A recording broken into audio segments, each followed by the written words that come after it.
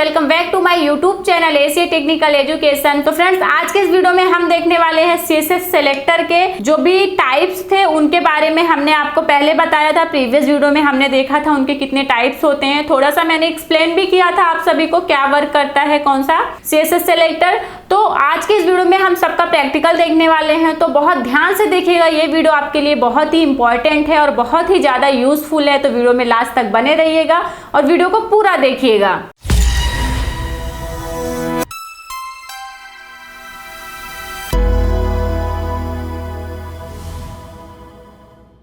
हमने क्या देखा था, सबसे पहले था मेरा CSS element selector. CSS element selector क्या होता है, चलिए देखते हैं इसका प्रैक्टिकल। तो सबसे पहले तो मैं यहाँ पे जाऊंगी और एक बना लूंगी फाइल। तो मैं यहाँ पे फाइल बना लेती हूँ।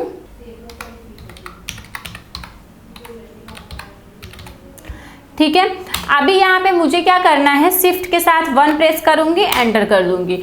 मैं यहाँ पे सारा इंटरनल सीएसएस का यूज कर रही हूँ, एक्सटर्नल का नहीं यूज करूंगी, इनलाइन का भी नहीं करूंगी, क्योंकि कोड बहुत बड़ा नहीं है। तो एक्सटर्नल सीएसएस का यूज करके कुछ मतलब नहीं है। मैंने आपको बताया था पहले भी कि एक्सटर्नल सीएसएस का यूज हम तभी करते हैं जब हमारा वेबसाइट बड़ा हो, जब हम कोई भी प्रोजेक्ट बनाते हैं तो मोस्ट ऑफ दी हमें यूज करना होता है एक्सटर्नल सीएसएस का। लेकिन यहाँ पे तो छोटा सा ही कोड रहेगा, एक्सप्लेन ही करना है आपको, तो इसलिए मैं कर रही हूँ इंटरनल सीएसएस का यूज। ठीक है, अभी यहाँ पे मैं क्या करती हूँ, एक ले लेती हूँ H1 में मैं लिख देती हूँ, यही कॉपी करके मैं यहाँ पे H1 में लिख देती हूँ।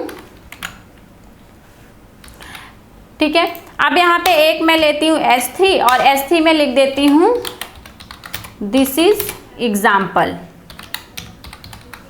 ठीक है, उसके बाद यहाँ नीचे आके एक पैराग्राफ ले लेती हूँ, पैराग्राफ में लिख देती हूँ लॉरेम 20। ठीक है, कंट्रोल एस करेंगे, ओपन विथ लाइव सर्वर करेंगे, तो ये मेरा आ गया है। ठीक है, ये मैंने जो लिखा H1 में था, ये H3 था और ये था पैराग्राफ। अब मुझे देखना है कि एलिमेंट सेलेक्टर क्या होता है। तो एलिमेंट सेलेक्टर मैंने आपको बताया था प्रीवियस वीडियो में कि जो भी हमारे एलिमेंट्स होते हैं, ये जो टैग दिख रहा है H1 का, फिर H3 का, H4 का, ये सबको डेकोरेट करता है। मुझे सिर्फ H1 को एक अलग कलर देना है, एक बैकग्राउंड कलर देना है, हाइट विड्थ सेट करना है, पैडिंग मार्जिन देना है। तो इसके लिए हम क्या करते हैं, एक एलिमेंट को ही सेलेक्ट करते हैं। तो यहाँ पे जाएंगे, यहाँ पे कर देंगे स्टाइल।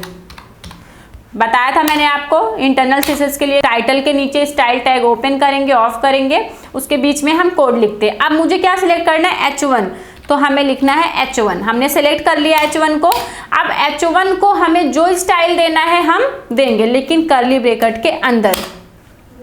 अब मुझे क्या करना है, इसको कलर देना है, तो इसको मैं कलर दे देती हूँ, ब्राउन दे दिया कलर। इसको मेरे को बैकग्राउंड कलर भी देना है, तो बैकग्राउंड कलर मैं इसको दे देती हूँ। इसको मुझे जो है अलाइन सेंटर कर देना है, तो टेक्स्ट अलाइन कर दिया इसका सेंटर, कंट्रोल एस कर देंगे। अब देखेंगे इसका आउटपुट, तो ये देखिए मेरा हो गया है इस पे स्टाइल अप्लाई। लेकिन अभी इस पे और इस पे नहीं है, क्योंकि मैंने सेलेक्ट किसको किया है, सिर्फ H1 को किया है। अब क्या करेंगे, हम कर्ली ब्रैकेट के बाहर जाएंगे। अब हमको S3 को करना है, तो फिर S3 को भी हम करेंगे सेलेक्ट और S3 को भी हम करेंगे स्टाइल।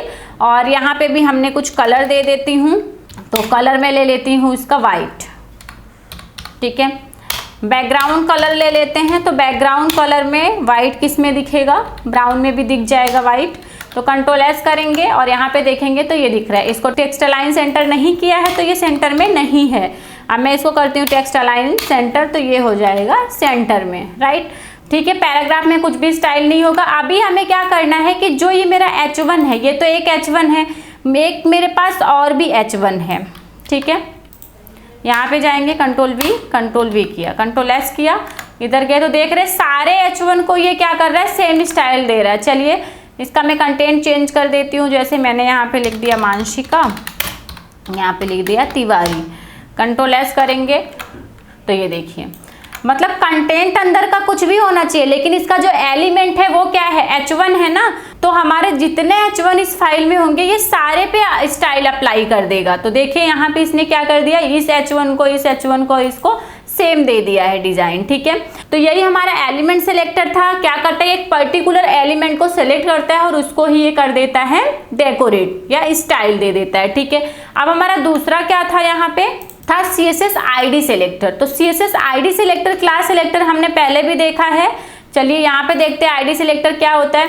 अभी देखिए एक एलिमेंट को सिलेक्ट करेंगे और उसी पे स्टाइल हम अप्लाई कर देंगे, लेकिन अभी हमने आपको इससे पहले बताया था कि जो H1 है, जितने भी H1 हमारे इसमें रहेंगे सारे H1 को ये सेम स्टाइल दे देगा, लेकिन मुझे चाहिए कि ये जो मेरे नीचे का 2 H1 है इससे सेम तो चाहिए नहीं, तो मुझे चाहिए कि जो मेरे नीचे के 2 H1 है इनको अलग स्टाइल चाहिए। तो उसके लिए हम क्या करेंगे, क्योंकि ये क्या करेगा कि H1 जो भी रहेगा हमारे फाइल में सारे H1 को ये सेम स्टाइल देगा, तो ऐसे नहीं चलेगा। ये जो ऊपर का हेडिंग है उसे अलग कलर चाहिए, अलग स्टाइल चाहिए, अलग बैकग्राउंड चाहिए, और उसके नीचे जो H1 है उसे अलग चाहिए। तो उसके लिए हमें क्या करना होता है, क्लास या आईडी का यूज हम करते हैं। तो यहाँ पे हम इसे दे देंगे आईडी। अभी आईडी दे देंगे, तो आईडी में मैं नाम दे देती हूँ डेमो। तो ये क्या कर रहा है, इसको और इसको सेलेक्ट कर लिया, लेकिन इसे सेलेक्ट नहीं कर रहा है। देखिए अभी तक ये क्या करेगा कि इस H1 को तीनों H1 को ये सेम स्टाइल ही अभी भी देगा। देखिए तीनों को सेम स्टाइल ये अभी भी देगा, क्योंकि अभी तो मैंने जो इसका सिर्फ आईडी दिया है, लेकिन H1 तो है ही ना ये अपने फाइल में। अब मुझे क्या करना है, अगर मुझे इस H1 को अलग स्टाइल देना है तो उसके लिए मुझे क्या करना होगा, इसे यहाँ से इरेज कर देती हूँ S3 को, और यहाँ पे लिख देती हूँ डेमो। डेमो लिख देंगे, और यहाँ पे लिख देंगे हम क्या, हैश के साथ करते हैं आईडी को, तो हैश लिखेंगे और लिखेंगे डेमो। अब डेमो को हमें क्या करना है, स्टाइल करना है। अब मैं यहाँ पे दे देती हूँ कलर, तो यहाँ पे क्या कलर हम देंगे, इसको एक्वा कलर दे देती हूँ। बैकग्राउंड कलर ले लेती हूँ इसका मैं ब्लैक। कंट्रोल एस करेंगे। अब यहाँ पे देखिए हुआ अलग। इसने क्या किया, आईडी और क्लास का यही यूज हमारा होता है कि अगर हमें जिसे भी स्टाइल करना होता है उसको हम एक क्लास दे देते हैं या एक आईडी दे देते हैं, उसके बाद उस पर्टिकुलर को हम कर लेते हैं डिजाइन। ठीक है, अब मेरे को ये H1 को अगर अलग कलर या अलग स्टाइल देना है तो इसको भी हम ये अलग आईडी दे देंगे, आईडी का नाम अलग दे देंगे। आईडी का नाम कुछ भी हो सकता है, डेमो हमने लिखा है, आप अपना नाम भी लिख सकते हैं, ABCD कुछ भी लिख सकते हैं। आईडी का नाम कोई ऐसा नहीं है कि आपको क्या लिखना है, उसमें कुछ भी टर्म्स एंड कंडीशंस नहीं है, आप कुछ भी नाम लिख सकते हैं। ठीक है, उसके बाद लेकिन इसे जब भी हम सेलेक्ट करेंगे तो उसके लिए हमें हैश टैग ही चाहिए, हम वैसे नहीं लिख सकते हैं। अगर ये हैश टैग मैं यहाँ से रिमूव कर दूंगी ना, तो देखिए ये सीधा H1 की तरह ही हो जाएगा। तो इसको क्या किया मैंने, सेलेक्ट करने के लिए यहाँ पे हैश टैग लगाना कंपलसरी है। ठीक है, ये मेरा हो गया आईडी सिलेक्टर। आईडी सिलेक्टर और क्लास सेलेक्टर भी हमारा सेम ही होता है। ये जो मेरा क्लास सेलेक्टर है ये भी आईडी सिलेक्टर की तरह ही होता है, लेकिन इसे डिनोट हम करते हैं डॉट के साथ। अब यहाँ पे मेरे को क्या चाहिए, मैं इसे पूरा इरेज कर देती हूँ। कंट्रोल एक्स कर लेते हैं। अब मैं क्या करती हूँ, एक ड्यू क्रिएट करती हूँ। ड्यू मतलब होता है कंटेनर, पहले भी मैंने बताया था आपको। इसको मैं दे देती हूँ क्लास। क्लास का नाम मैं लिख देती हूँ यहाँ पे डेमो। अभी क्लास का नाम डेमो लिखा और बीच का जो भी कंटेंट था वो सबको कॉपी कर लूँगी। अब मुझे क्या करना है, ये जो मेरा डेमो है, देखिए पहले भी मैंने एक आईडी का नाम डेमो लिखा, उसको डेकोरेट किया था। ठीक है, अभी क्लास का नाम डेमो दे देंगे हम यहाँ पे। तो क्लास का नाम, अच्छा यहाँ पे जो ये मेरा नीचे का H1 है इसी क्लास का नाम अगर हम देते हैं डेमो, तो देखिए ये क्या करता है, ये जो डेमो का H1 है दोनों को देखो सेम स्टाइल देता है या नहीं, दोनों को सेम स्टाइल नहीं देगा, क्योंकि हमने सिलेक्ट तो आईडी को किया है, क्लास को तो सिलेक्ट ही नहीं किया है। तो देखिए ये H1 और ये नीचे वाला H1 सेम ही है, ये अलग है, क्योंकि मैंने जो सेलेक्ट किया है ना डेमो, तो यहाँ पे सिलेक्ट करके मैंने उसे कलर और बैकग्राउंड का कलर दिया है, लेकिन मैंने आईडी को सिलेक्ट किया है, क्लास को नहीं।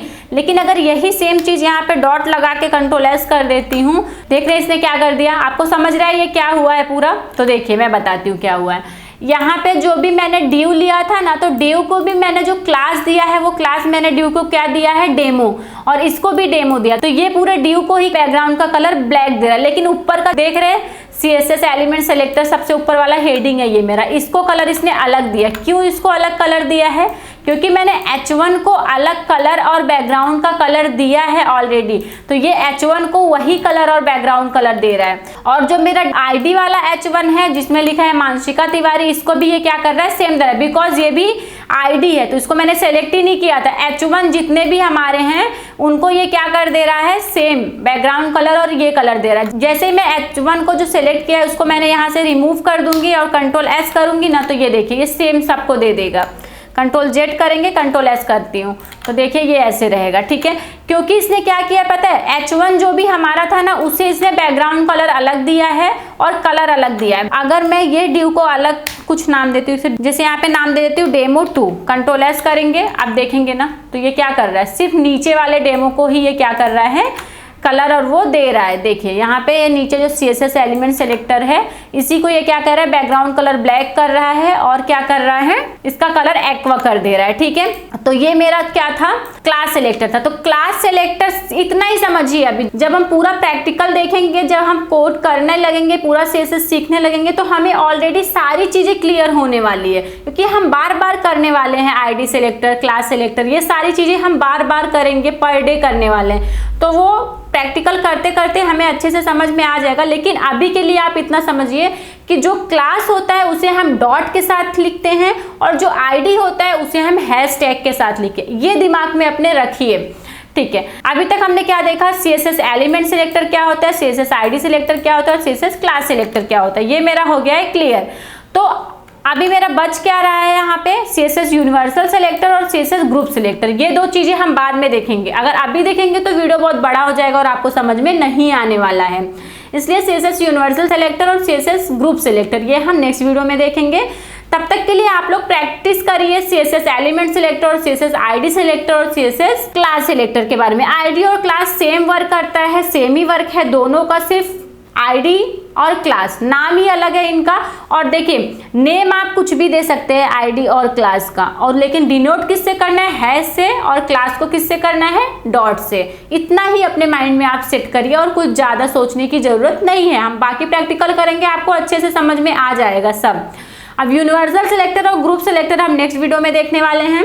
तब तक के लिए आप लोग प्रैक्टिस करिए, और अगर आपको नहीं समझ में आ रहा है तो आप लोग कमेंट करके मेरे से पूछिए, और अगर समझ में आ गया है, वीडियो अच्छी लगी है तो वीडियो को लाइक करके चैनल को सब्सक्राइब कर दीजिए। Thank you so much for watching my video.